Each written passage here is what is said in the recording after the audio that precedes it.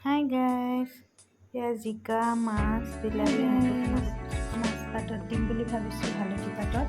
সেইটোকে কলপাত আনিবলৈ নহ'লে, বতৰ ডাৱৰীয়া। হালধি পাত আছিলে, হালধি পাততে দিম বুলি ভাবিছোঁ। এয়া যোগাৰ কৰি থৈছোঁ, এয়া আধা পাত আনি থৈছোঁ, এয়া মান ধনিয়া, পিঁয়াজ, এয়া নেমু, এয়া মাছ ৰেডি কৰি থৈছোঁ। গোটেইখিনি যোগাৰ কৰি থৈছোঁ। কেনেকৈ কি কৰিলোঁ তাকে অকণমান দেখুৱাম। মাছ পাতত দিবলৈ লৈছোঁ। মছলা দি সানি ল'লোঁ। আমি পাতত মেৰিয়াই আছোঁ। এই সৰু যে পাত দিছিলে, সেইকাৰণে এনেকৈ আকৌ বাতি দিবলৈ ভাবিছোঁ।